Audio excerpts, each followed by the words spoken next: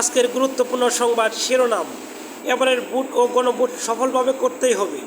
নির্বাচনের জয় পরাজয় যাই হোক না কেন, সবাইকে ঐক্যবদ্ধ হয়ে নির্বাচনের সফল এবং দেশের কাজ করার আহ্বান জানিয়েছেন প্রধান উপদেষ্টা অধ্যাপক ডক্টর মোহাম্মদ ইউনূস। গণতন্ত্র ও ধর্মীয় স্বাধীনতা রক্ষায় বিএনপির বিকল্প নেই বললেন আব্দুস সালাম। বিএনপি চেয়ারপারসন উপদেষ্টা ও ঢাকা 17 আসনের বিএনপি নির্বাচন পরিচালনা কমিটির প্রধান সমন্বয়ক বীর মুক্তিযোদ্ধা আব্দুস সালাম বলেছেন, দেশ গণতন্ত্র ও ধর্মীয় স্বাধীনতার রক্ষার জন্য এই মুহূর্তে বিএনপির কোনো বিকল্প নেই। রমজানের নিত্যপণ্যের দাম নিয়ন্ত্রণে সরকারের উদ্যোগ। আসন্ন রমজানের নিত্যপণ্যের দাম নিয়ন্ত্রণে রাখতে সরকারের পক্ষ থেকে আগেভাগেই নানা উদ্যোগ নেওয়া হচ্ছে। খেজুর সহ বিভিন্ন ফলমূল ও নিত্য প্রয়োজনীয় সামগ্রী সহ যেসব পণ্যের চাহিদা, সেগুলোর মূল সাশ্রয়ী রাখার ব্যবস্থা নেওয়া হচ্ছে। সরকারের পক্ষ থেকে প্রত্যাশা জানানো হয়, গত বছরের মতোই এবারের রমজানে নিত্যপণ্যের দামে মানুষ স্বস্তিতে থাকবে।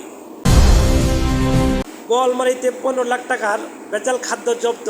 ফরিদপুরের বলমারীতে ভেজাল শিশু খাদ্য ও নকল আচার, চিপস তৈরির একটি কারখানা ও গুডাউনে যৌথ অভিযানে বিপুল পরিমাণ ভেজাল খাদ্য জব্দ করেছে ভ্রাম্যমাণ আদালত। এ সময় প্রায় 15 লাখ টাকার মূল্যের ভেজাল খাদ্য সামগ্রী জব্দ করে ধ্বংস করা হয় এবং সংশ্লিষ্ট প্রতিষ্ঠানকে 1 লক্ষ টাকা জরিমানা করা হয়। ম্যাজিস্ট্রেটকে হুমকি দেওয়ায় রুমিন ফারহানাকে সুকুজ। নির্বাচনী আচরণবিধি লঙ্ঘনের দায়ে সমর্থককে জরিমানা করায় ঘটনায় লিপ্ত হয়ে নির্বাহী ম্যাজিস্ট্রেটের সঙ্গে অসুলভ আচরণ এবং হুমকি প্রদান করায় ব্রাহ্মণবাড়িয়া 2, সরাইল, আশুগঞ্জ ও বিজয়নগরের একাংশ আসনের স্বতন্ত্র প্রার্থী ব্যারিস্টার রুমিন ফারহানাকে কারণ দর্শানোর নোটিশ দেওয়া হয়েছে। আলিফ হত্যা মামলা অভিযোগ গঠনের শুনানি আজ আদালত চত্বরে বিশেষ নিরাপত্তা। চট্টগ্রামে আইনজীবী সাইফুল ইসলাম আলিফ হত্যা মামলার অভিযোগ গঠনের শুনানিকে কেন্দ্র করে আদালত ভবনে ও চারপাশে এলাকায় বিশেষ নিরাপত্তা ব্যবস্থা জোরদার করা হয়েছে। আইনশৃঙ্খলা পরিস্থিতি নিয়ন্ত্রণে অতিরিক্ত পুলিশ মোতায়েনের পাশাপাশি গোয়েন্দা সংস্থা ও র্যাব সদস্যরা দায়িত্ব পালন করবেন। ভোটের পক্ষে আছি ইশরাক। বিএনপির নেতা ইশরাক হোসেন বলেছেন, জাতীয় সংসদের সামনে বাংলাদেশ জাতীয়তাবাদী দল সহ 24টি রাজনৈতিক দল জুলাই সনদের স্বাক্ষরকারী হয়েছিল। ভোটের পক্ষে আছি, সে প্রমাণ নতুন করে দেওয়ার কোনো প্রয়োজন নেই। নির্বাচনে যাবে কিনা চিন্তা ভাবনা করছে এনসিপি আসিফ মাহমুদ।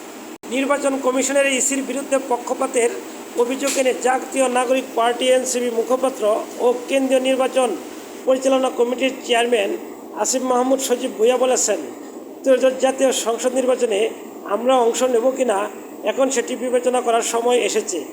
রোববার রাজধানীর বাংলা মোটরের এনসিপির অস্থায়ী কেন্দ্রীয় কার্যালয়ে সংবাদ সম্মেলনে তিনি এসব কথা বলেন। নির্বাচনী আচরণবিধির লঙ্ঘন, নাহিদ ইসলাম ও নাসিরউদ্দিন পাটোয়ারিকে সুকুজ।